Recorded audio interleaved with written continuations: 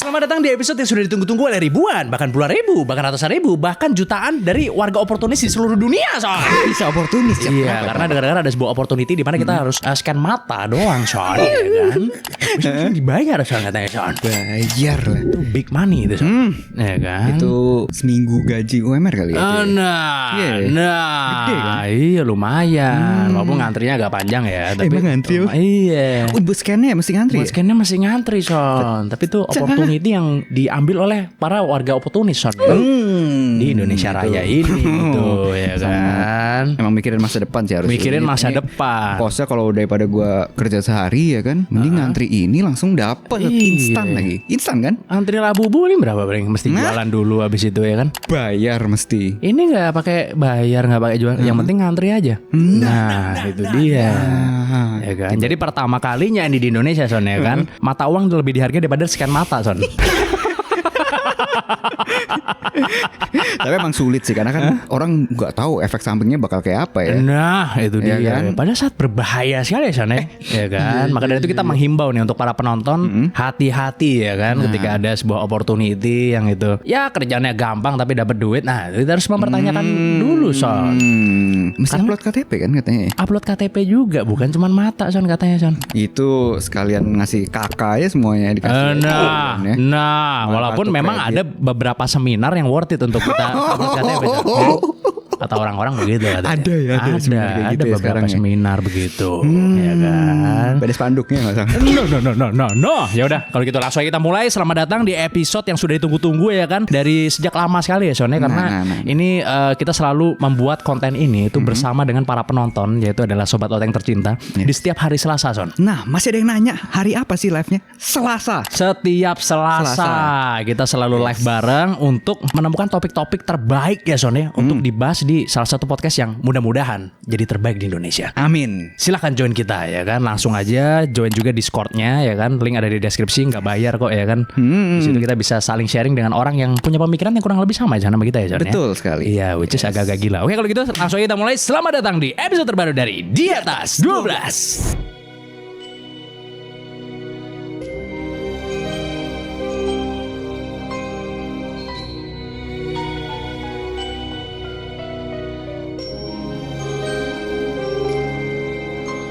Lo tahu gak sih kenapa kita bisa dejavu? Dari mimpi gak sih? Bukan dong. Itu mimpi jadi presiden kalau itu lain lagi. Ya kan? Semua orang pasti pernah ngalamin lah ya yang namanya dejavu. Which is itu adalah sebuah fenomena yang muncul ketika kita lagi ngelakuin sesuatu, tapi tiba-tiba entah kenapa kita ngerasa kayaknya gue pernah ngelakuin ini di tempat ini dan di jam segini sebelumnya. Iya, sering deh kayak gitu. Contoh simpelnya gini lah, misalnya kita ke tempat baru gitu ya, terus kita tiba-tiba suka ngerasa, kok kayaknya gue pernah kesini sebelumnya. Padahal abis lu ingat bener-bener, ya lu gak pernah kesitu sebenarnya. Beberapa orang percaya bahwa kehidupan ini tuh lagi nge-glitch, Son, ketika terjadi dejavu. Jadi kan orang ada yang percaya bahwa dunia ini hanyalah simulasi gitu kan. Nah, orang yang percaya hal tersebut itu merasa bahwa ketika terjadi dejavu itu sistem kehidupan kita lagi error, Son. Terus ada juga yang percaya kalau dejavu ini merupakan ingatan kita di kehidupan sebelum ini, Son. Jadi ada kaitannya dengan teori reinkarnasi lah. Iya, dimana kita hidup lalu meninggal, lalu hidup lagi menjadi orang lain misalnya. Masih ada memorinya ya. Masih nyisa tuh memorinya tuh. Terus habis itu ada juga yang percaya kalau dejavu ini itu adalah titik di mana ingatan kita dengan diri kita di multiverse lainnya, Son. Itu bertemu. Jadi kita merasa kita pernah ngelakuin ini sebelumnya gitu. Padahal sebenarnya ya itu diri kita di multiverse lainnya katanya gitu, Son. Ini buat yang percaya teori multiverse tapi ya. Iya. Oh, ini kayak teori ini deh, yang soul manusia atau rohnya itu punya ingatan yang sama gitu di semua universe. Jadi di multiverse manapun ya ingatannya ada gitu, memori yang tersimpan. Tapi ini sebenarnya lebih ke memorinya tuh overlap antara diri lo di universe yang lain katanya gitu. Iya. Jadi teori dari drakor sih, sorry. Nah, ya kan. Kali ini teori dari dunia nyata, Son. Menurut Dr. Andrew Huberman yang adalah seorang neuroscientist atau ahli otak gitu ya, dejavu ini bisa terjadi karena pola aktivitas neuron di hipokampus yang adalah bagian otak yang memiliki tugas untuk membuat ingatan baru atau membuang ingatan yang gak penting, Son. Nah, ketika si hipokampus ini bikin ingatan baru, dia kayak ngirim sinyal gitu ke bagian-bagian otak yang lainnya, kayak prefrontal cortex, neocortex, amigdala, dan hipotalamus. Nah, ketika sebuah kejadian baru terjadi, misalnya kita datang ke sebuah kafe gitu ya. Anggaplah kafe ini sebagai kafe A. Maka hipokampus hipokampus kita itu akan membuat ingatan baru dengan cara mengirim sinyal ke bagian otak lain yang kemudian membentuk sebuah pola. Pas berapa tahun kemudian kita ke kafe yang baru lagi lah nih, katakanlah ini kafe B. Maka hipokampus kita itu akan mengirim sinyal lagi Son dan membentuk pola baru lagi. Nah, terkadang pola tersebut tuh ada kemiripan dengan pola yang kita bentuk di ingatan ketika kita datang ke kafe A. Entah lagunya sama misalnya atau dekorasinya mirip-mirip. Pokoknya ada kemiripan yang cukup buat bikin otak kita tuh ngira bahwa kita tuh pernah kesini sebelumnya Son. Oh gitu, ini tumpang tindih doang jadinya. Bukan tumpang tindih, overlap memorinya. Overlap kan? memorinya. Jadi misalnya lu sebelumnya ke kafe A nih ya kan. Oh iya nih di kafe A waktu itu ini ingatannya tanpa lu sadar juga, paham nggak? Iya. Jadi ingatan tuh nggak semuanya lu sadar kan.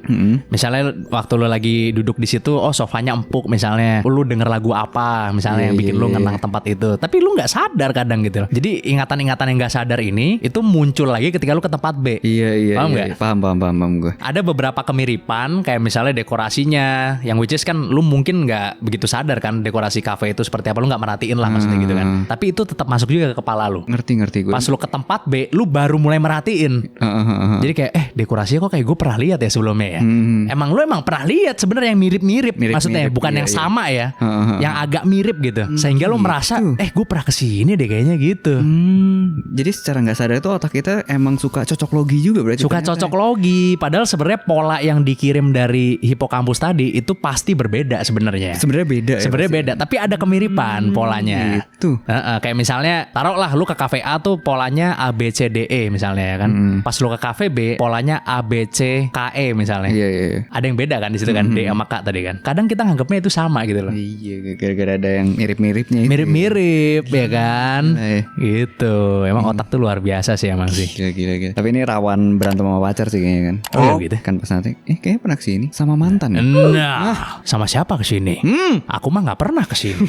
Nah, ya kan itu dia. Bukannya sama kamu kan biasa polos gitu kan? Enggak. Bukannya sama kamu ya? Kalau gue setiap ada ingatan muncul kayaknya pernah kesini tuh gue simpen dalam-dalam itu. Iya, itu harus dikubur langsung. Dikubur dan ditembak kalau perlu itu ya kan.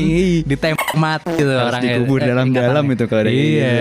Jangan sampai ngomong itu. Gitu guys, itu nggak perlu diomongin sebenarnya kayak gitu. Iya, nggak perlu diomongin. Loh, cari perkara ya. HP kamu udah tahu wifi-nya sini katanya. Itu mah nyata beneran bukan bohong. Itu kalau begitu ketangkep basah itu. Itu ya kan? bukan dejavu dong. Nyata itu. Itu harus pinter-pinter kali. Ya bukan ya, maksudnya jangan sampai aneh-aneh, kejadian ya, jangan sampai kejadian. Gitu. Iya, dejavu ini juga ya. Itu gue juga maksudnya dulu juga suka mikir sih kenapa bisa dejavu gini ya gitu. Ya sebelum kita bahas ini gue percayanya itu ya mungkin beneran multiverse sih. Kalau gue sih mikirnya waktu itu kan ketika kita membuat ingatan kan ada sengatan listrik yang dikirim ke prefrontal cortex waktu itu ya. Tapi kenapa sengatan listriknya ini? Kalau gue sih kayak gitu kalau gue. Lu gitu ya mikirnya ya? Itu ente mungkin sejam yang lalu masih mikir hipokampus ini akreditasinya A atau B ya? Ente masih gitu sih. Itu sejam yang lalu deh kayaknya ente masih mikir gitu. Itu sengatan listriknya kayaknya ada sedikit kesalahan di satu jalur nih kayaknya gitu. Kalau gue begitu kalau gue. Kalau lu mikirnya gitu ya berarti ya. Oh ini kayaknya teori multiverse gitu ya. Kan manusia emang berbeda-beda nggak masalah. Angan-angan aja itu. Oh, Fana biar nggak terlalu pusing lah. Oh iya. Banyak stres kan. Bener. Udah mendingan gak usah dipusingin aja. Udah multiverse aja lah. Kadang manusia mencari hal yang lebih simpel untuk menjelaskan sesuatu gitu ya Son ya. Maksudnya kalau misalnya kita belajar mungkin wah rumit segala macam. Rumit. Akhirnya cari yang paling dekat Son ya kan. Apa tuh? Ya makanya kan kalau kita ke dukun kan motor saya hilang kemana? Oh? Jawabnya apa? Kemana? Ini pasti orang dekat ini. Iya kan? Iya. Itu karena terlalu rumit kalau dia harus mencari kemana ya kan. Rumit. Udah langsungnya sini. Ini pasti kerjaan orang dekat ini. Nah kan gitu. Jadi emang kadang-kadang yang simpel gitu ya Son ya. Kayak misalnya nih ya kan, kalau bagi bansos terus habis nih lama-lama nih gitu kan Son. Misalnya gitu ada sebuah negara misalnya gitu kan, populasi harus dikurangin nih berarti yang penerima bansos nih Son. Kadang kan ada begitu juga Son. Ada. Ya kan di satu nation lah, entah di pulau apa, planet Namek apa di mana gitu kan. Caranya gimana tuh? Nah, cara yang paling simpel gimana Son? Apa ya? KB benar. Ya kan bisa begitu Son. Atau yang lagi populer diperbincangkan vasektomi Son. Son begitu. Iya. Walaupun nih Son, ya kan, kalau anak udah 11 nggak sekolah stop lah Pak gitu kan maksud gue. Ya nggak sih, ya kan. Bener pada balik gimana Son? Ya kan. Tapi yang paling bener nanya yang di atas dulu sih yang masih bener sih. Iya kan, gimana sih penyelesaiannya? Iya, siapa tahu 1 tambah 1 bisa jadi 5 gitu ya Son ya, jawabannya dari atas gitu ya. Bener. Iya kan, benar juga, benar Bisa jadi tuh. Iya. Anak bandel. Gimana Nyelesain yang simpel? biasa disetrap. Disetrap ya. Nggak selesai disetrap mah. Nggak selesai. Enggak lah. Biasa yang paling simpel. Kirim ke pesantren, kalau nggak kirim ke barak. Iya. Gitu. Bener Maksudnya kan kalau Michelle lagi sibuk kan, jadi kita kirimnya ke Barack Obama aja, maksud gue gitu. Maksud gue tuh Son, ya kan. Tapi yang mending mikir kayak gitu lah dibanding daripada di rumah kan ngeliat orang berantem kan repot juga kan. Ya pasti orang tua yang ngap lah. Mungkin tiba-tiba kurangan oksigen ya dia, kan? Apakah itu terjadi karena anaknya bandel, apa karena memang oksigen sudah semakin menipis, Son? Semakin kesini, Son. Pertanyaannya. Kali ini gue bakal ceritain. Ternyata menanam pohon aja nggak cukup sih buat produksi oksigen. Menanam pohon gak cukup? Nggak cukup. Loh. Bukannya 700.000 udah mahal sekali, Son? Emang ada solusi lain, Son, yang lebih murah, Son? Ada, sangat murah. Apa itu? Coba gue ceritain ya. Lo tau gak sih kalau penghasil oksigen terbesar ternyata bukan pohon, Set? Loh, kok bisa bukan pohon, Son? Tapi bayarnya pakai duit yang dibikin dari pohon kan, Son?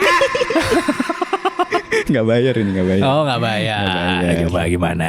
Lo bayangin ada makhluk laut yang kecil banget, kayak mesti pakai mikroskop gitu buat ngeliatnya, tapi bisa ngubah isi atmosfer bumi. Jadi bisa dibilang dia itu superhero dunia laut dan darat, Cet. Namanya adalah fitoplankton. Nggak main-main superpowernya. Mereka bisa fotosintesis, bikin makanan sendiri, dan jadi pondasi rantai makanan di laut, Cet. Siapa yang makan itu emang? Mulai dari ikan teri sampai paus biru, semuanya awalnya makan mulai dari mereka itu. Ini gue baru denger nih kalau cerita tentang paus biru. Kalau paus baru gue gak tahu.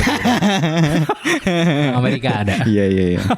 Dan kayak yang gue bilang tadi, fitoplankton tuh nyumbang oksigen lebih banyak dari hutan, Set. Lebih dari setengah oksigen dunia, lo bayangin. Gila, berarti sangat berpengaruh sekali ya fitoplankton ini ya. Iya. Bahkan ada yang bilang tanpa mereka itu kita nggak bakal punya atmosfer kayak sekarang. Sejarahnya juga gokil nih. Jadi dulu sekitar 2,5 miliar tahun yang lalu, cyanobacteria, salah satu jenis fitoplankton yang ngehajar atmosfer bumi pakai oksigen. Dan itulah yang katanya bikin langit warna biru, Set. Dan laut yang jadinya kayak sekarang ini. Nah, itu tadi namanya The Great Oxidation Event. Dan yang lebih kerennya lagi, mereka itu nyerap karbon dioksida lebih banyak dari semua tumbuhan darat digabung, Cet. Loh, kok bisa begitu, Son? Asyik karena dipakai buat batu bara ya, Son, ya, tempat kebunnya, enggak? Bukan. Enggak. Emang lebih kuat dia ini. Oh, lebih kuat. Nggak ada nambang fitoplankton soalnya.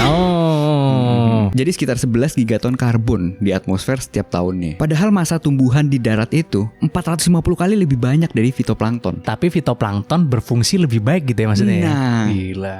Jadi ibarat kalau pabrik karbon dan oksigen gitu ya. Mereka itu buruh idaman pengusaha, Zat. Jumlahnya sedikit tapi kerjanya nonstop dan efisien. Nah, itu tuh baru satu jenis. Fitoplankton ini sebenarnya punya banyak banget jenisnya. Contohnya Coccolithophores. Kalau lo pernah lihat tebing putih Dover yang terkenal di Inggris, itu sebenarnya terbentuk dari fosil itu yang numpuk selama jutaan tahun. Terus ada juga Dinoflagellates. Mereka itu bisa nyala sendiri, Zat. Makanya beberapa tempat di laut itu suka kelihatan bercahaya gitu. Nah, jadi mulai sekarang kalau ke pantai itu jangan cuma nyari bule ya. Sunset maksudnya ya. Sunset. Jangan lupa sama si kecil penyelamat dunia ini sih ya. Fitoplankton. Tadi kan lu bilang ini lebih bagus daripada pohon kan. Gimana caranya? Ada nggak yang manusia bisa lakukan untuk mengakselerate pertumbuhan dari fitoplankton ini? Yang bisa dilakuin manusia yang pasti yang ngurangin polusi laut ya kan. Kan ngejaga supaya mereka bisa berkembang biak kan. Iya. Terus juga limbah yang kita buang ke laut ya kan. Ya itu kalau bisa dinetralisir dulu lah kalau bisa kan. Oh, jangan sampai merusak ekosistem pokoknya gitu intinya. Terumbu karang lah apa segala macam supaya mereka bisa berkembang biak dengan baik gitu. Ada juga sebenarnya cara yang kayak nutrisiin mereka gitu. Kan di laut tuh banyak yang kekurangan zat besi di beberapa tempat kan. Nah, itu bisa ditambahin juga. Tapi itu masih debat ya karena nambahin zat besi itu bisa kadang rusak ekosistem juga gitu. Itu masih didebatin sih kalau yang nambahin nutrisi ya. Atau pas berenang di laut kencing diam-diam di situ. Bisa juga nggak? Bisa juga nggak itu nambahin? Itu salah satu ini sih penyebab punahnya itu kalau. Begitu. Iya. Terlalu asam kan mungkin. Iya benar. Kan tapi itu bekas-bekas nutrisi kita itu. Iya dong, sisa-sisa kan. Itu bakteri semua isinya sih. Bukan nutrisi. Ya nggak tahu plankton makan nggak bakteri itu kan nggak tahu kita. Yang pasti-pasti aja lah ya. Pasti aja. Yang menjaga apa laut apa ya kan. Menjaga laut lah yang pasti lah. Berarti mungkin belum ada ya cara untuk mengakselerasi yang 100% misalnya kayak gimana caranya biar fitoplankton makin banyak lagi sehingga oksigen terjaga, udara jadi lebih baik. Zat besi itu cuma emang masih didebatin itu apakah ngerusak ekosistem yang lain jangan-jangan gitu kalau nambahin zat besi kan. Oh iya benar juga sih. Ya berarti benar dong. Paling benar nanam pohon berarti gimana sih ente?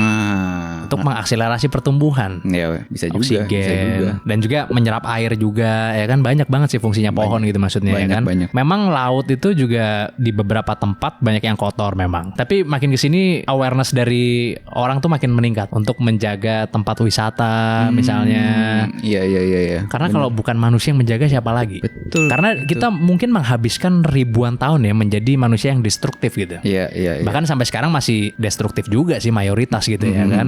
Maksudnya ya walaupun kita pindah ke baterai kan, tapi limbahnya kan nggak tahu kita gitu maksudnya. Gue mau apa adanya aja, bener gak? Iya. Mungkin mikirnya kan, oh ini zat besi yang dibutuhin. Bisa juga. Ya kan? Iya, itu. Bensin itu berbahaya. Kan pertarungan tuh katanya, wah ini lebih baik daripada bensin. Oh, Itu iya. tapi pembahasan di lain waktu ya. Di lain waktu. Karena sangat berbahaya itu.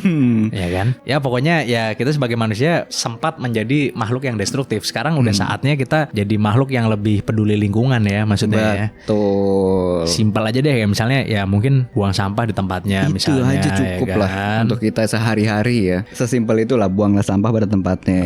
Sesimpel itu. Nggak perlu sampai oh ini mesti ke yang sampah organik, non organik, nggak usah itu dulu deh. Nggak usah itu dulu. Buang di tong sampah aja dulu deh. Iya. Dan kalau udah dibuang ya nggak usah dilihat story-nya lagi maksud gua gitu loh Son.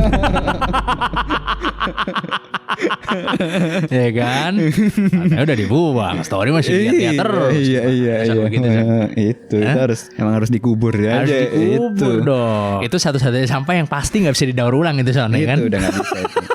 Gue lihat sih katanya ya generasi muda semakin peduli kepada lingkungan, katanya begitu Son. Iya. Apa ya? Kenapa ya penyebabnya ya? Ya maksudnya udah nggak mau lagi beli minuman pakai plastik, Oh. ya kan? Apa? Corkcicle sekarang minimal. Oh iya. Ya kan? iya. Beli botol sendiri. Beli makanan Stanley. datang styrofoam kasih bintang 1. Kasih bintang 1. Oh. Ukuran keras itu ya Udah kayak kan. pengadilan apa itu ya? Iya. Jadi sebenarnya bagus untuk anak muda, terutama yang masih sekolah, itu sudah punya pemikiran untuk merawat bumi tempat kita tinggal ini. Son. Iya. Ya kan? Bener. Mungkin harus ada juga tuh mungkin materi pembelajarannya di kuliah atau di SMA gitu kali ya. Masuk kurikulum ya. SMA lah, di sekolah lah gitu ya kan. Iya, Masuk iya. kurikulum bahwa gimana caranya kita kayak orang Jepang deh. Orang Jepang waktu yang lu tau gak yang dia tuh kalah dari Piala Dunia, kalah sama Jerman apa? Heeh. Pas dicek ruang gantinya dia udah pada pulang, dirapihin Oh, semua iya, sampah-sampahnya. Iya, bener. Dilipat bajunya ya kan. Bener. Padahal dia pemain bola dan dia lagi kalah gitu. Nah itu. Harusnya kan ngamuk ya kan. Bener. Itu kayaknya nggak bisa dari SMA sih, mesti Lebih kecil lagi ya. kecil lagi. SD misalnya gitu Iya, ya. iya. Iya, emang sekolah ngaruh banget ya ke Ngaruh banget. gimana anak tuh bertindak di masa depannya gitu ya. Benar-benar. Pentingnya Nah, pendidikan karakter ya. pentingnya pendidikan karakter dan dari rumah juga ya selain sekolah ya. Bener. Makanya nih gue ada salah satu cerita tentang sekolah yang menurut gue nih unik banget dan gila banget nih sekolah. Ya kan? Coba ceritain. Lo tahu gak sih ada sekolah yang belajarnya cuma 2 jam dan gak ada gurunya Son? Ini tempat les atau apa ini? Bukan dong. Itu kan ada gurunya juga bos. Jadi yang ngajarin itu AI Son. Jadi yang gue omongin itu adalah sebuah sekolah yang didirikan di tahun 2014 di Austin, Texas, Amerika Serikat Son. Sekolah ini namanya Alpha School yang menyediakan kelas mulai dari pra-TK sampai SMA Son. Jadi si Alpha School ini emang unik banget ya. Karena mereka tuh gak punya guru sama sekali. Gurunya kayak gini. Enggak dong. Dipecat. Enggak, bukan ya. Nanti kita bakal sampai ke sana. Sabar Oke. aja. Jadi setiap pagi, murid memulai sekolah dengan cara membuka software yang bernama 2 Hours Learning. Di mana software tersebut bakal ngajarin anak-anak buat belajar matematika, bahasa Inggris, dan sains. Tapi ya disesuaikan materinya. Jadi tergantung dari tingkat pemahamannya dan kecepatan belajarnya, Son. Sorry, ini online atau offline sih sekolahnya? Offline. Offline. Datang sekolah. Oke. Jadi lu datang sekolah, buka iPad atau komputer, Heeh. buka aplikasi itu. Dan ketika lo belajar, ya itu beda-beda treatmentnya gitu tiap murid. Kalau misalnya lo belum ngerti tentang satu bab, misalnya bab 1 nih belajar semuanya awal-awal. Gak semua orang itu loncat ke bab 2-nya tuh di hari yang sama, paham gak? Oke. Jadi tergantung, ada anak yang misalnya bab 1 masih belum paham, ya dia besoknya bab 1 lagi gitu. Sampai dia paham. Iya.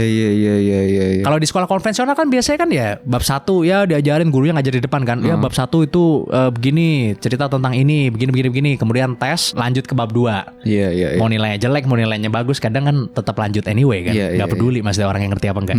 Kalau di sini enggak, beda-beda. Jadi diajarin dulu sampai paham, abis itu baru pindah bab. Dan waktu belajarnya nih, tiap hari itu cuma 2 jam doang, Son. Ini buat anak yang gak suka belajar pasti seperti surga ini, Son, ya kan, terdengarnya. Kan tadi gue bilang gak ada guru kan. Mungkin orang bertanya-tanya, terus sekolah ini isinya cuma anak-anak doang dong, Bang? Iya. Enggak ya, tetap di sini ada orang dewasa. Fungsinya buat apa? Buat jadi guide kalau di sini. Jadi ya seperti pengawas lah gitu kasarannya. Iya. Tugasnya itu untuk memotivasi anak dan juga ngebantu murid untuk mengatur tujuan akademik mereka.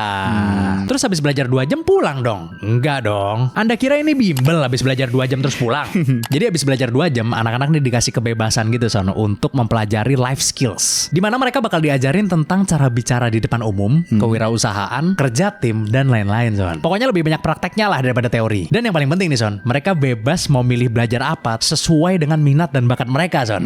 Contohnya ya, misalnya anaknya ini suka bisnis gitu, dan kebetulan dia punya minat dan bakat yang pas buat di bisnis. Ya dia bisa milih buat ikut kelas startup di situ. Terus kelas wirausaha kecil-kecilan juga. Dan lain-lain. Tapi tentunya anak ini pasti akan dibantu oleh guide-nya yang tadi itu, Son. Iya. Untuk menentukan arahnya dia tuh kemana. Tapi bukan cuma ngedorong doang, dilihat anak ini sukanya apa gitu loh. Oh gitu. Yang paling penting nih sekarang ya kan, gimana hasilnya setelah sekolah di sini? Apakah nilainya lebih bagus, nilainya lebih jelek? Jadi sekolah Alpha ini sebenarnya udah melakukan testing dengan menjalankan tes yang namanya MAP atau Measures of Academic Progress, yang mainly ngetes kemampuan anak dalam bahasa, sains, dan matematika. Hasil tes tersebut dikumpulkan selama beberapa tahun, Son, yang kemudian menunjukkan hasil bahwa murid-murid di sekolah Alpha ini bisa menyerap pelajaran lebih cepat sekitar 2,2 kali lipat sampai 3,9 kali lipat dibandingkan murid-murid di sekolah lainnya, Son. Gede juga. Ya gede banget lah. Terus para muridnya juga melaporkan bahwa mereka itu suka sama metode belajar ini. Karena ya mereka bisa dapat penjelasan yang cepat dan mendalam. Dan juga bisa belajar sesuai dengan kecepatan masing-masing. Jadi gak malu kalau ketinggalan gitu loh, Son. Kayak misalnya, si Son udah ngerti bab 1. Gue belum lagi. Udah main loncat aja ke bab 2 maksudnya gitu kan. Padahal gue belum ngerti bab 1. Kan anak malu juga kadang-kadang. Kalau ini kan dia kan komunikasinya langsung sama AI gitu loh. Dan AI gak akan mempermalukan anak itu. Kedengarannya keren kan sekolah ini kan. Iya. Walaupun sebenarnya data yang dikeluarkan oleh sekolah ini itu masih bersifat internal, Son. Jadi belum ada studi atau riset dari pihak ketiga untuk menganalisa apakah sekolah modelan kayak gini itu memang model terbaik untuk anak-anak. Ya kalau namanya riset internal kita kan nggak tahu gitu ya. Maksudnya apakah itu dibagus-bagusin misalnya. Lah ya. Bisa aja. Walaupun ya sekolah itu udah sering melakukan tes MAP tadi, terus SAT juga, dan dia memperlihatkan hasilnya gitu bahwa ya murid-murid di sini 2,2 kali lipat sampai 3,9 kali lipat lebih cepat dalam belajar dibandingkan murid-murid di sekolah lain. Iya. Mungkin hasil tesnya kayak UN gitu, mereka tinggi kali ya. Nah itu. Tapi ternyata ya masyarakat merespons dengan baik gitu, Son. Buktinya mereka mau nambah cabang, Son, di tahun 2025 ini. Nambah 5 cabang, tapi semuanya di Amerika tapi. Nah jadi tenang, ini bukan iklan ya. Tadi masih kurang 1 tadi kayaknya. Apa itu? Setelah pembelajaran yang life skill tadi, masih kurang 1 ya. Apa yang kurang emang? MBG? Yo, dikasih dong. Kan di Amerika semua sekolah-sekolah kan dikasih makan. Makan bareng guide kan tadi? Ya benar juga sih. Benar juga sih. Walaupun di Amerika agak merisaukan gitu ya untuk sekolahnya karena ada MBG juga yang lain juga, Son. Apa tuh? Makan bareng Son. Maksudnya kan harus inklusif kan, kalau di Amerika dipaksa anak kecil suruh belajar. Wah. Iya, benar. Kalian umur 8 tahun lu tahu sih? Umur 8 tahun guys. Iya memang ada orang yang suka dengan laki-laki misalnya nih ya. Dari kecil udah kayak gitu. Makanya banyak juga orang-orang yang males nyekolahin anaknya di Amerika tuh. Terlalu banyak loh. Open minded. Iya, di barat cepet lah. Gitu lah kira-kira, Son. Tapi bagus sih, maksudnya ketika anak itu diajarinnya dengan kecepatannya mereka masing-masing gitu. Menurut gue itu akan memberi hasil yang lebih baik pasti. Pasti akan memberi hasil yang lebih baik. Mungkin kalau misalnya guru capek kali ya, lo setiap misalnya mau pindah bab lo harus ngasih, anak-anak yang nggak bisa misalnya dikumpulin, pulang sekolah diajarin, itu kan capek. Iya. Dan cara kayak misalnya guru kayak, ada pertanyaan nggak? Iya pasti dia jawabnya nggak ada semua. Nggak ada semua. Kurang efektif lah. Karena mungkin malu ya kan.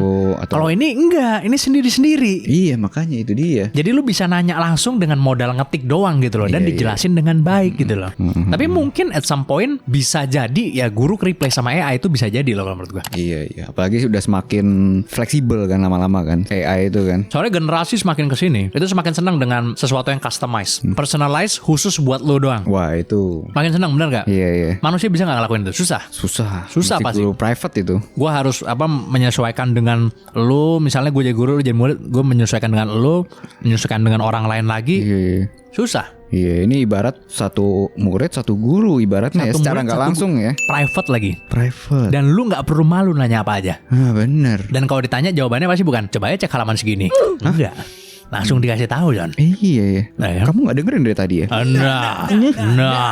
Iya, nggak ada kayak gitu-gitu ya. Nggak ada kayak gitu-gitu, langsung dikasih tahu. Itu aja dari 2014 tadi Dari ya. 2014. Apalagi zaman sekarang. Wah, Oh, pantas makin buka lebih. cabang. Karena ini kan AI-nya kan maksudnya dia bikin sendiri AI-nya. Oh, yang bikin sendiri. Ya gue nggak tahu dia ngambil misalnya dari source dari ChatGPT atau apa terus dia modify lagi. Pokoknya dia bikin software ini tuh sendiri gitu. Iya. Yang emang khusus untuk edtech atau teknologi edukasi gitu ya. Gila ya. Kaget gue dari 2014 loh kayak gitu. Tapi seandainya di sini ada, lo bakal sekolahin anak lo di situ nggak? Kayaknya mau tapi Secara nggak langsung anak lo akan jadi tikus lab tapi iya. Tapi enggak, maksudnya gue tadi mau tapi enggak yang angkatan pertama. angkatan pertama. Itu sih. Jadi setelah mungkin udah di review 3 angkatan gitu misalnya. Oke lah, gue coba lah. Ya mungkin kerjaan guru nanti akan berubah jadi guide itu tadi. Kalau misalnya emang ini diaplikasikan ke banyak sekolah gitu loh. Pasti lah ngajarin sistemnya segala macem kan. Cuman satu sih yang bisa diajari manusia lebih baik daripada AI yang ngajarin manusia. Apa tuh? Tentang social skill doang. Oh iya. Tentang social skill doang mungkin ya. Gimana cara lu berperilaku dengan orang lain misalnya atau apa. Budi pekerti. Budi pekerti misalnya. Iya. Kalau mungkin kalau lu baca doang tuh akan beda sama lu ngeliat gimana caranya gitu. Jadi masih bisa manusia sebenarnya di situ. Jadi guide, ngebantu juga, which is anak kecil juga kadang nggak tahu maunya apa, bisa tuh di situ. Walaupun ada juga yang menemukan tes bakat sedini mungkin tuh ada tuh kalau nggak salah, gue lupa deh. Gue pernah denger ada kayak sebuah tes bakat yang bisa tahu bakat anak dari umurnya masih berapa gitu, pokoknya masih kecil banget. Iya. Ada. Mungkin nanti di masa depan gitu kali ya, Soalnya kayak misalnya lo punya anak gitu, lahir set, Pak mau berikut tes bakatnya nggak? Baru lahir misalnya. Mau berikut tes bakatnya nggak gitu ya kan? Oh iya, karena kan bakat dari lahir ya. Iya. Make sense ya. kan? Iya. Serat masuk CT scan atau apa gitu kan. Biar, oh ini bapak. Pak, ini laporannya sudah datang, Pak. Anak Bapak cocok jadi admin judi. Misalkan contoh misalnya begitu. Iya. Masih lo rawat nggak sana anak itu? Enggak. Langsung. Saya pasti bisa mematahkan nasib anak saya. Nah, itu harus gitu. Nggak boleh nyerah ya. Nggak boleh nyerah, harus Nggak tetap boleh percaya sama anak ya John ya. Nah, Benar. maunya jadi pengusaha dong, jangan adminnya doang.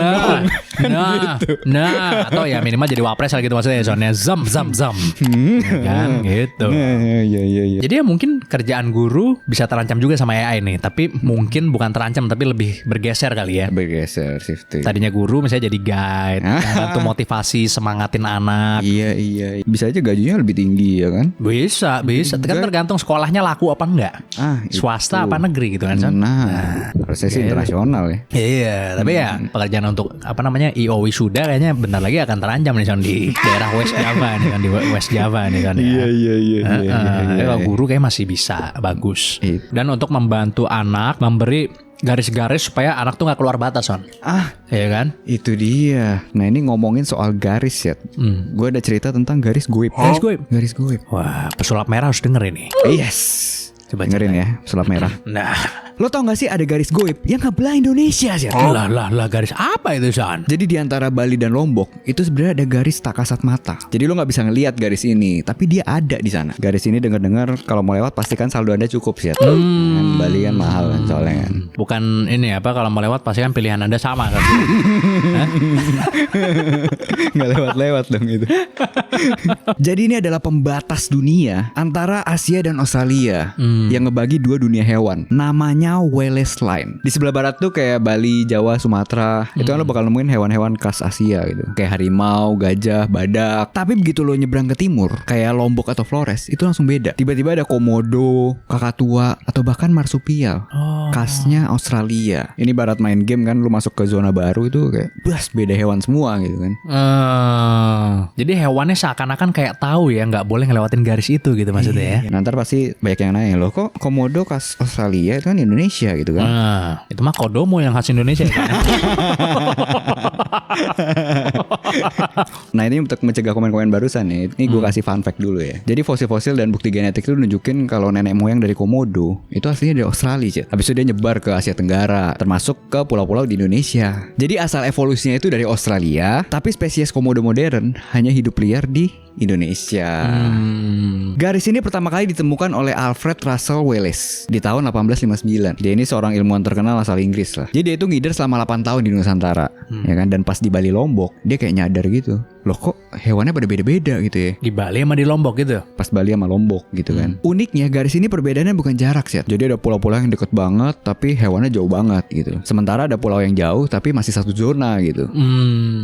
Nah yang membedakan adalah masa lalu geologi bumi. Jadi dulu tuh pulau-pulau bagian barat nyambung sama daratan Asia, sedangkan yang timur nyambung ke benua Australia. Kalau alasan nggak bisa lewatnya itu karena ada palung laut yang dalam banget sih. Dan dia itu nggak pernah kering. Bahkan saat zaman es, pas permukaan laut tuh lebih rendah. Jadi anggapannya nggak pernah ada jembatan alami gitu di darat buat hewan bisa ngelintasin dari Australia ke Asia atau sebaliknya. Nah pertanyaannya kan, tapi sebenarnya ada nggak sih hewan yang bisa nyebrangin Wallace Line ini? Jawabannya ada. Burung pasti. Salah satunya itu. Kalau perhatiin kan ada tuh pulau di tengah-tengah tuh, kayak NTT sama Sulawesi. Mereka itu dinamain Wallacea. Jadi pulau-pulau ini nggak pernah nyambung ke benua manapun. Jadi ibarat nih tanah kosong dia itu. Makanya isinya cuma hewan-hewan yang bisa nyebrang. Dan itu pun nggak banyak karena kan lautnya dalam dan ombaknya sadis itu. Gitu ya. Itu dia. Ya pasti garis goib. Garis goib ini banyak berarti di Ragunan berarti ya kan, kayak tiap berapa meter hewannya beda. Oh iya kan? Ya, tapi itu kan yang secara alami ya. Secara alami itu secara bisa alami nggak mau pindah gitu ya. Nggak bisa mereka. Bahkan beberapa burung pun nggak mau mereka lewat. Saya antisipasi soalnya takutnya itu buktinya di Ragunan. Waduh. Nah kan, saya antisipasi duluan di sini. Ini maksudnya yang secara alami pindah ya. Maksudnya. Secara alami pindah. Iya, makanya kan kayak jalan sendiri gitu ya pindahnya gitu ya, Iya. bukan di sablon di bendera merah gitu maksudnya kan ya. Hewan yang ini gitu ya, bukan ya. Bukan yang itu, bukan yang itu. Beda ya. Beda. Jadi anggapannya harimau nggak bisa berenang sana gitu pindah. Oh itu nggak bisa lah. Mati orang jaraknya jauh kan. Lumayan. Iyalah. Tapi kalau dipindahin ya bisa ya, dipindahin sama orang gitu ya. Jadi yang secara alami pindah itu mereka nggak bisa. Karena tanahnya tadi itu ya berarti ya. Ya karena kepotong selatnya tadi kan mereka nggak bisa gitu. Kayak koala apa segala macam mereka nggak bisa geser. Makanya selatnya jangan sampai kepotong gitu maksudnya ya. Iya. Oh bisa dibikin yang baru kayak di Thailand tuh soalnya kan.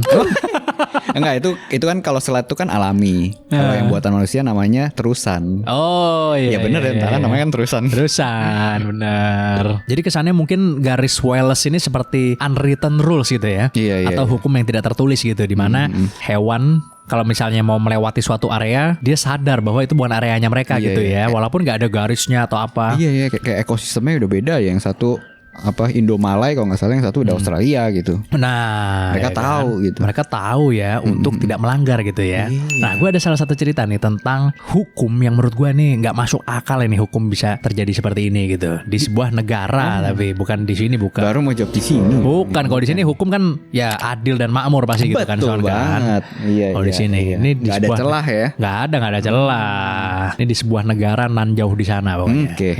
Oke. Lo tahu nggak sih ada anak umur 2 tahun yang dihukum penjara seumur hidup, Son? Salah apa dia? Jadi gini, ini sebenarnya sebuah cerita yang sangat menyedihkan yang berasal dari salah satu negara terkejam di dunia, Son. Yang mana tuh? Korut. Oh, Seperti yang kita semua tahu, negara ini tuh merupakan salah satu negara yang paling ketat gitu dalam mengatur penduduknya. Mulai dari ngatur gaya rambut, apa yang ditonton, apa yang dikonsumsi rakyat, semuanya diatur pokoknya. Jadi ceritanya, di suatu hari di tahun 2009, sebuah keluarga tuh ketangkap, Son. Lo tau gak kenapa ditangkap ya? Kenapa? Karena adanya kepemilikan Alkitab, Son.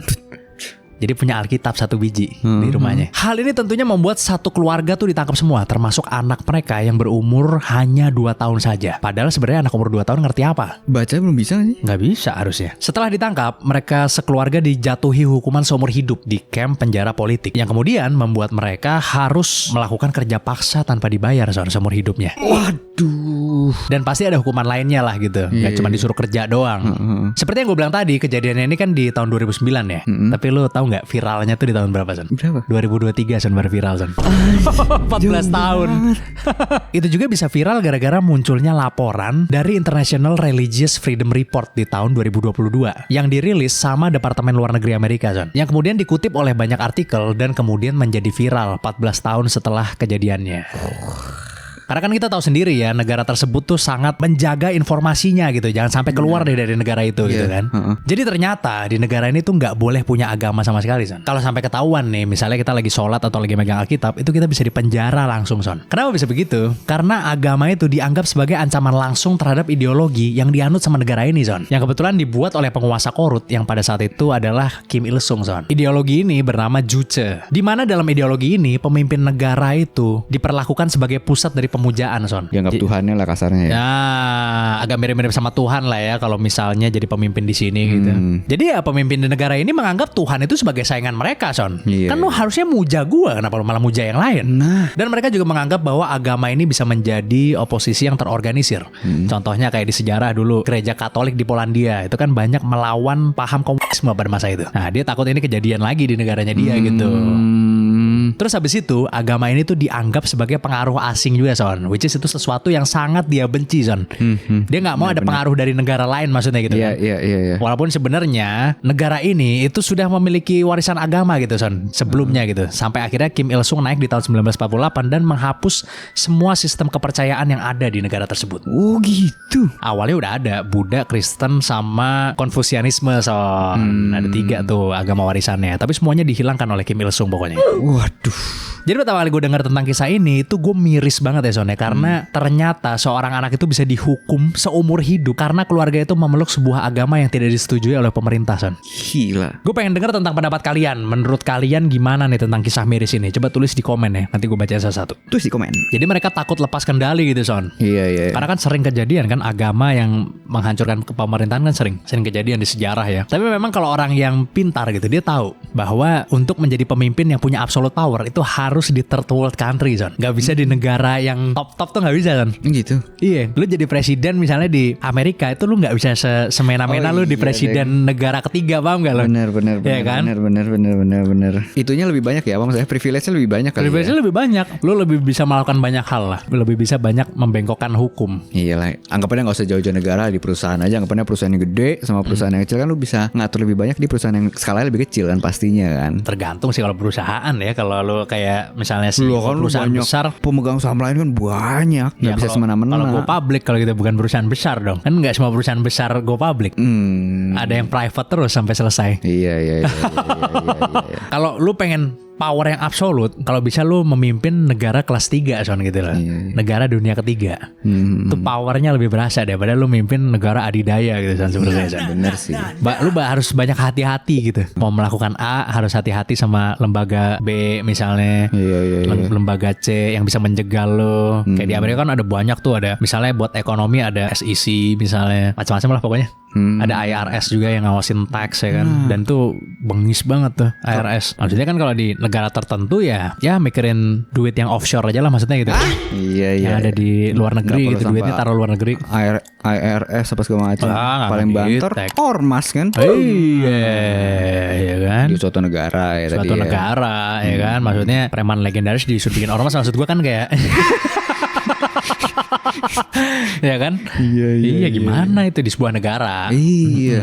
Ternyata mungkin rakyatnya setuju preman kali legendarisnya teman baik sama pemimpinnya kan?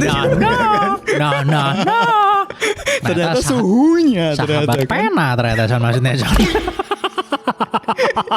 Iya. Tapi nggak tahu, mungkin rakyat maksudnya nggak diem aja kan, berarti mungkin setuju kali ya.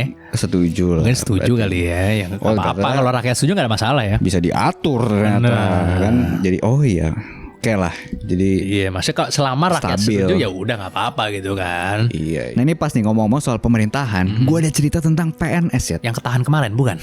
Belum kerja. Bukan, beda. Lo tau gak sih ada PNS yang gak punya otak sih? Loh, kok bisa lulus, Son, kalau nggak punya otak? Nah, gue ceritain ya. Oke, coba. Lo pasti tahu kan salah satu teknologi paling canggih yang bahkan melebihi AI itu adalah otak manusia. Wah, masa iya otak manusia lebih dari AI? Jangan. Walaupun AI itu udah sangat canggih ya dalam melakukan tugas-tugas tertentu tertentu lah. Tapi otak manusia masih jauh lebih unggul dalam banyak aspek. AI sampai sekarang belum bisa mengalahkan AI lah ya, soalnya berarti ya.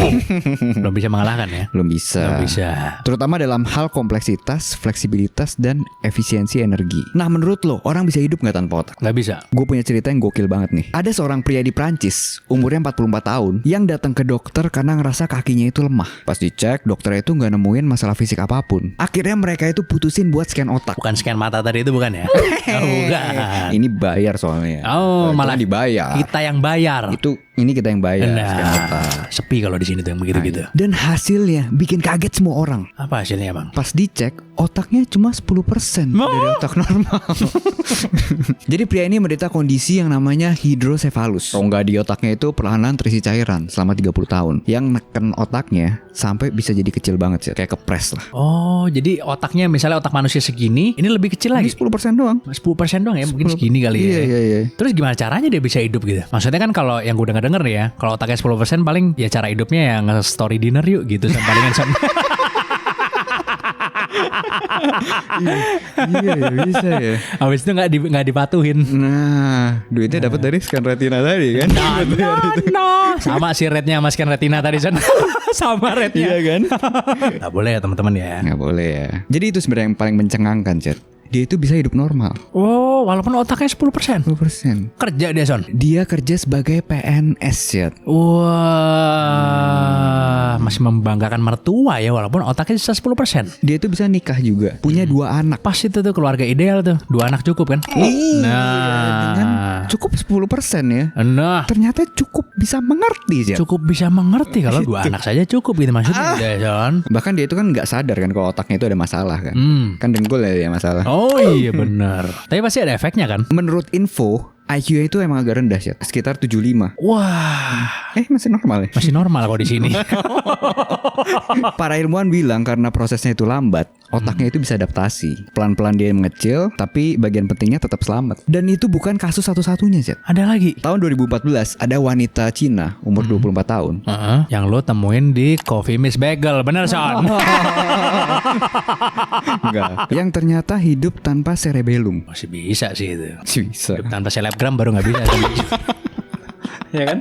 Nggak bisa tuh. Nggak bisa. Hidup membosankan itu pasti. Iya, berat itu. Lebih parah lagi dari ini. Nah. Itu kan bagian otak yang super penting. Emang di mana letaknya itu Son? Ya setengah neuron otak tuh kan ada di cerebellum sih. Oh. Masa nggak tahu sih. Dan itu punya peran penting untuk koordinasi, keseimbangan, bahasa, emosi, dan memori. Dan dia itu baru tahu kondisinya pas pergi ke rumah sakit karena mual dan pusing. Setelah scan dokter kaget. Nemuin kalau ruang hitam besar yang harusnya ada cerebellum itu Oh kosong ya? kosong. Wah gila. Kalau ini pasti ada efek sampingnya kan? Ini ada kalau ini. Dia itu baru bisa jalan di umur 7 tahun dan baru bisa ngomong di umur 6 tahun. Ngomong dulu baru bisa jalan Son. Tapi tetap aja dokter kaget dia bisa hidup. Soalnya biasanya orang-orang yang tanpa cerebellum itu biasa mending udah. Selalu ada keajaiban ya berarti ya. Yes, dan kerennya otak kita itu, dia punya kekuatan yang namanya neuroplasticity. Jadi bagian otak lain itu bisa belajar dan ngambil alih fungsi yang hilang. Dari si cerebellum ini. Iya, sebenarnya Iya, bagian apapun sih sebenarnya. Kayak teamwork gitulah. Anggapannya kalau tim lo ada yang sakit, ada yang backup gitu. Beda sama kolega kerja di tempat kalian. Nah, pasti sesuai job desk dulu paling pertama Son, ya. Ini kan bukan job desk saya. Nah, Gitu. tapi teman kamu lagi masuk rumah sakit ditabrak kereta. Oh, bukan job desk berangkat ke saya rumah tetap duka dong. nggak mau gitu Son. Iya, itu how terlalu perhitungan ya. iya, Gitu ya. how the generation works ya. Wes. Sekarang Son begitu, ya Benar kan? sekali ya. Harus pemimpinnya dong yang memahami Son. Oh Iya dong. Itu harus dimotivasi terus, dikasih Nah. pembelajaran. Nah. Ya kan? Tapi gajinya nggak usah. Gak usah. Usah itu aja. Gak boleh kasih cewek juga tapi enggak. Nggak Boleh dong. boleh dong. Iya, Paling banter astagfirullah. pizza lah. Nah, maksudnya generasi kita ya Son tadi ngomong ya. Iya dong. Iya generasi kita. Ya setiap generasi punya cara kerja masing-masing gitu ya Son ya. Ini cukup bagus juga ya. Maksudnya mungkin bisa dibilang ini adalah sebuah miracle ya. Atau keajaiban di mana orang kehilangan setengah dari otaknya tapi masih bisa hidup dengan normal gitu ya Son ya. Iya. Tapi yang pasti kalau malam tidurnya cepat pasti enak. Oh iya. Nggak bisa overthinking, capek otaknya setengah doang Son. Iya. Iya kan? Enak kan? Iya. Mikir dikit satu turu langsung kan. Nah, ya Nikmat kan? nggak nggak banyak beban. Iya, ibaratnya hemat lah kalau misalnya Son kan paling modal soju kan maksudnya. Jadi langsung paling setengah botol juga udah cukup. Nah, yang ini Otaknya kan kecil. yang halal tapi Langsung mabuk. yang halal Oh. kan ada. Kalau nggak kembung nanti. Emang di ente ada halal Son emang? Itu kan gua itu yang ada halal Son. Nah, udah kalau gitu daripada berlama-lama nih kita langsung aja mulai baca komen. Let's begin. Let's go. Oke, komen pertama dari Dayat Misteri 5203. Ini apa member baru nih Son ya, ada logo matanya ya kan. Jangan lupa join member. Oke. Mantap. Bang, bahas penjahat terkuat Indonesia katanya Son ya kan. Nah, penjahat terkuat di Indonesia seru ya soalnya kayaknya kalau dijadiin topik gitu ya maksudnya ya. Seru. Iya. Tergantung kuatnya itu di apanya gitu kan. Nah, ada yang kuat berantem misalnya ya kan. Pengaruhnya. Pengaruh atau ya kekuasaan misalnya gitu kan. Bisa juga. Bisa juga nanti kita akan bahas juga ya soalnya mengenai itu ya soalnya. Mantap Jadi itu. kalian langsung aja tulis apa aja request kalian di komen bawah ya karena kita bacain sih sebenarnya salah satu gitu ya. Yes. Atau ngomong di live aja nggak apa-apa nanti. Komen selanjutnya dari Hawaria Tarfa 7283. Bang, nggak ada gebrakan baru kah? Kayak studio gitu jangan diloteng terus. Dan mau kasih saran sih Bang, bagusan adakan collab rame-rame. Misal ada Kamar Jerry, Nancy Jazz, Aurel Val gitu, kumpulin satu studio biar bisa lebih amazing gitu. Oh iya benar juga. Emang kita rencana ngundang Trump sama Xi Jinping. Nah, cuman obat tidurnya belum jadi ya soalnya buat ngebius tadi siapa Aurel, Jerry Iya, semua. iya, iya. Kita lagi siapin emang Kumpulin itu. satu-satu gitu kan. Wah, itu emang harus ada sniper dari jauh kan. Nah, atau yang ya kan. Nah, lagi kita siapin emang ramuannya Son ya. itu dia. Ketika ramuannya sudah selesai, nanti akan kita kumpulkan di sini semua Son. Yes, bener banget. Iya, Gitu gitu dia. teman-teman. Jadi sabar aja ya. Sabar aja. Dan Ada. doakan ramuan apa tidurnya tadi cepat selesai. ya, Son? Cepat selesai. Yes. Karena kita sendiri juga sangat menginginkan ya Son ya. Sangat menginginkan sekali. Kayak gitu kejadian gitu Yes, ya. iya, Tapi iya. kalau perihal yang studio gimana sama Son? Perihal yang studio, ntar dulu lah. Ini kan masih konsep kita ya. Kalau itu Yes, ya. ini masih konsep kita gitu Iya, ya. iya. Mungkin kalau pengen studio kan ya ada closed door juga maksudnya nggak mesti nonton ini. Which is good, bagus ya kan? Iya. ini. Benar. Oke kalau gitu deh, terima kasih banyak buat kalian semua yang udah nonton dari awal sampai akhir. Tolong komen di bawah karena itu adalah respect for us. Yes, jangan lupa selalu komen, like, dan subscribe video-video kita. Yes, jangan lupa juga join member dan juga join Discord karena itu gratis Son. Discord Son member cuma 10.000. Scan retina, semua link ada di deskripsi. Nah, jangan sampai tarif Trump akan menaikkan biaya membership kita Son ya Yes, kan yes. 10.000. Sekarang saatnya waktu yang tepat. Sekarang saatnya. Kalau nggak sebelum sekarang- harga naik. Nah. Nih, Fanny Melati kalau ini bukan Fanny Rose ini ya kan. Oke, kalau gitu sampai jumpa di episode selanjutnya dari Di Atas 12.